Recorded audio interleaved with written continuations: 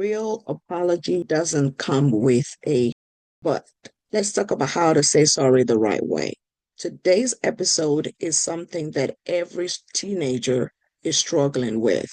Today's episode is all about something every teenager is struggling with: apologizing. Not the fake, my bad apology, not the sorry you felt that way apology, not the I guess I'm sorry if you're going to make a big deal about it apology.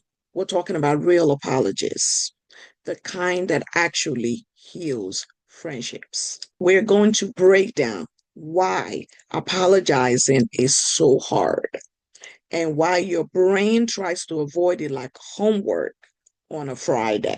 We're going to look at the mistakes that some teens make and even adults when they're trying to apologize. I'm going to teach you how to apologize in a way that actually works. And then we're going to look at how the GRACE framework helps you to say sorry with maturity, honesty, and emotional intelligence.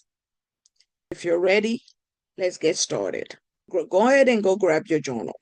If you don't have a journal, grab a notebook. If you don't have a notebook, open the Notes app on your phone. Let's talk about how to apologize and truly mean it. Let's be real. Saying I'm sorry can feel like the end of the world. For some people, not all people, for some people, especially when you're a teenager. For teenagers, apologies are hard. And here's why they're hard. Because your pride is loud. You don't want to look weak in front of your friends. Your ego hates being wrong, even when you know you're wrong. You feel like everybody is blaming you, even if no one is blaming you. Your fear kicks in because you start to think to yourself, what if they don't accept my apology? That embarrassment hits you like a ton of bricks. Because here's the thing, admitting that you made a mistake, it stings. You want to defend yourself because sometimes you did have a point, but that's not what this moment is about. And then finally, you don't want to lose an argument, but you might lose a friend if you don't apologize. Let's be honest. Most people have never been taught how to apologize. They think an apology is a quick phrase like, I'm sorry, but it's a whole emotional skill set. Let's get into it. I'm going to read you a few fake apologies that should honestly, in my personal opinion, be illegal. I'm sorry if you were offended. That translates to, yeah, your feelings are the problem, not me. Bad. That translates to, I'm only apologizing because you're staring at me and giving me the side eye. I guess I should say sorry, or sorry, I guess. That translates to, someone forced me to do this. Someone is making me apologize to you because I really don't want to. Or I'm sorry, but if your apology has a but, it's basically an unsalted chicken nuggets. It's dry, it's bland, and it's completely useless. A true apology should not have a but in it. My favorite one, sorry anyway. Like what? No, just no. We're going to fix all of that today. Let's talk about the real art of the apology. And we're going to do that. Let's talk about the real art of the apology using the GRACE framework. This is where the magic happens. We're going to start with gratitude. What you want to do when you're apologizing is you want to start by acknowledging the relationship. Before you even think about apologizing to anyone, I want you to pause and remember why this apology matters in the first place. So gratitude is like that emotional reset button. It brings you back to what's actually important: the relationship, not the argument. Think about it like this. When you lead with gratitude, here's what you're saying to the other person. Hey, before we deal with what's wrong, I want you to know that I value what we have. Gratitude helps you to center the relationship instead of your ego. And trust me, ego loves to take over during conflict. Ask me how I know these things. Ego is the one that's whispering to you, don't apologize first. Or they should say sorry to me. Or let's pretend this never happened and hope they forget. But gratitude shifts that energy. It turns the moment from a battle into a bridge. Here's why gratitude works. It reminds the other person that you see them as more than one incident or one argument. It shows maturity without you having to give a whole speech. It lowers the emotional temperature of the room or the situation. It signals to the other person, I'm here to fix this, not to fight. Gratitude makes the other person more open to hearing what you have to say. Because when people feel valued, they let their guard down and they're more open to listen to you or to accept what you have to say. So, for example, you can say stuff like, I care about you and our friendship means a lot to me. So I want to make this right. Or even simpler, you matter to me. That's why I want us to fix this. Let's be honest. Most apologies start with, well, I mean, I guess I'm sorry or whatever. Y'all, that's not an apology. That's a hostage situation. Starting with gratitude turns the whole vibe around because gratitude isn't about being dramatic. It's not you're the sun, the moon, and the rising sign of my emotional universe. That's not what this is. It's simply you acknowledging that you value your friendship enough to show up for the conversation and show up in a way that is respectful. And sometimes that one line of gratitude is the thing that keeps the apology from turning into an argument. When you open an apology with genuine appreciation, it reminds both of you that this moment isn't about winning or losing. It's about connection, it's about growth, and it's about moving forward with grace. Let's talk about reflection. Reflection is that thing that allows you to focus on what really happened and your part in it. I say it like this. It is you taking accountability for your piece of the mess. Reflection is that step most people want to skip, especially if you're a teenager. Because let's be real, reflecting means admitting that you might have done something wrong. And your brain is like, can we not? But this is a powerful step in this process. It helps you to slow down long enough to ask yourself the hard questions, such as, what really happened here? What did I do? What could I have done differently? Did my tone make things worse? Did I react out of emotion instead of intention? Now, this isn't about blaming yourself for everything. It's about owning the part that you played, even if it is just a little bit of a part that you played. It is taking responsibility for your piece of the mess. So it's owning that part. So reflection sounds like, I thought about what happened earlier and I realized I shouldn't have said it that way. Or it may sound like, I replayed the situation and I can see how my reaction might have hurt you. I can see how my words might have hurt you. Reflection is not, well, I thought about it, and honestly, everyone else is dramatic except me. No, ma'am. No, sir. That's not reflection. That is denial dressed up in an outfit. That is denial dressed up in an outfit from Delusion Depot. So let's say, for example, you were annoyed. One of your friends said something slick to you, and then your mouth moves faster than your brain. Boom, you hurt somebody's feelings. Here's what reflection helps you to do. It helps you to say, I realized I snapped at you when I was frustrated, and that wasn't fair. Why does this matter? It matters because it shows your maturity. It prevents issues from reoccurring. It reveals a pattern, and it proves that you're not just apologizing because someone told you to.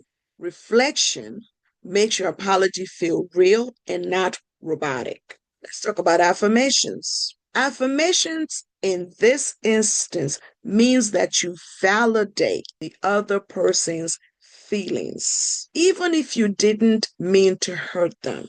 Affirmation is that moment where you say the following: I see how this affected you. This doesn't mean you're admitting to being a terrible person. It just means you recognize that your actions had an impact, whether you intended them to or not. And honestly, most people don't want a big old speech. They want to feel seen, heard, and understood. So affirmation sounds like this: I understand why that hurt you. It makes sense that you feel ignored. Or it makes sense that you felt ignored. I can see how that came across differently than I intended. Notice what you didn't hear. You're too sensitive. You're overreacting. That's not what I meant. When you say these three things, it invalidates your apology. And invalidation is a friendship killer. Let's say, for example, your friend comes to you and tells you that they felt embarrassed when you made a joke about them in front of the whole class or in front of other people. The response is not, relax, it was just a joke.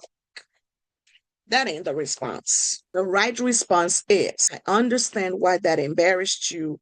I shouldn't have said that. Affirmations allow people to know that their feelings matter. And that alone can heal more than you think. Let's talk about connections. When you're making connections in an apology, in essence, what you're doing is you're going to tell the person how you plan to rebuild that trust going forward. This is the step that separates a basic apology from a transformative one. Connections is about saying, I don't want this to happen again, and here's how I'm going to grow. It's your moving forward moment. Connection sounds like, next time I'll talk to you directly instead of venting to other people. Y'all, let me pause for this one. Hear me when I say this. Talking to everybody about a disagreement that you have with your friend, except the friend that you have the disagreement with, that is just gossip. That is not you trying to find a solution to the issue. Connection sounds like, I will communicate better so misunderstandings don't happen. Connection sounds like, I am going to work on my tone when I'm upset. You are not promising perfection. You're promising effort. For example, if your friend calls you out for leaving them on read for 7 hours, you don't say, you know, I got a life. You say, I'm going to be better about saying, hey, I'm busy right now, instead of disappearing. Why connections matter? Connections matter because it helps you to rebuild trust. It shows growth. It measures, it reassures the other person that you're not just apologizing to get them to be quiet about the issue. And it puts action behind your words. Connections turns your apology from a moment into a commitment. Let's talk about empathy. Empathy is that thing that says, I feel with you, not for you. Empathy is not pity. It's not, oh, poor you. It's not, I guess I'll apologize because you took it personally. Empathy is emotional understanding. It means saying, if that happened to me, I'd feel the same. Empathy is truly the heart of the apology, the part that makes the other person feel truly cared for. So empathy sounds like, I get how that hurts you. I would have felt upset too. I didn't mean to hurt you, but I understand that I did. Empathy makes your apology human, not just words. For example, you left a friend out of a group hangout that you planned. Instead of saying, well, you should have told me, you say, I get why you felt excluded. I would have felt the same. Please accept my apologies. Empathy matters because it sets the tone for healing. It shows emotional maturity. It signals that you care about the person, not just the conflict. And it turns your apology into connection. Empathy is what makes the apology land. It's the part they'll remember. It's the part that heals. Let's put it all together and talk about the graceful apology. Here is the full formula that you can use today. You can say, I care about you and I've reflected on what happened. I realize that what I said or did was hurtful. I understand why it hurts you and your feelings are valid. Moving forward, here's what I'll do differently. And I hope we can reconnect and move past this. Beautiful. Mature, zero drama, zero attitude, zero fake apologies. Let's talk about tips for handling apology moments. 1, take a deep breath. Don't apologize while you're angry. That's how fake apologies are born. 2, don't rush to defend yourself. If you say sorry, followed by a whole speech, you're not sorry. 3, use I, not you. I'm sorry I hurt you. Not you made me act like that. 4, keep it simple and sincere.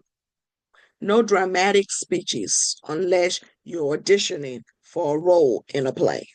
5, be patient with their response because they may need a minute, a day, a nap, a Chick-fil-A milkshake. Your job is to apologize. You can't control how other people will respond or how long it will take them to sort through their feelings. So give them time. Let them feel their feelings. Got it? This week, I want you to practice one grace-filled apology. It could be to someone you snapped at. It could be a friend you ignored. It could be a classmate you embarrassed. It could be a sibling that you yelled at.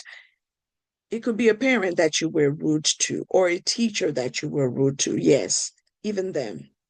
I want you to use the grace framework, the gratitude, the reflection, the affirmation, and the connection and empathy. And then I want you to journal about how it felt and how it made you feel. You might be surprised. Apologies heal you as well, just as much as the person you hurt and they hear the apology. Keep growing, learning, and thriving with grace. Until next time, stay graceful and stay growing. And remember, you got this.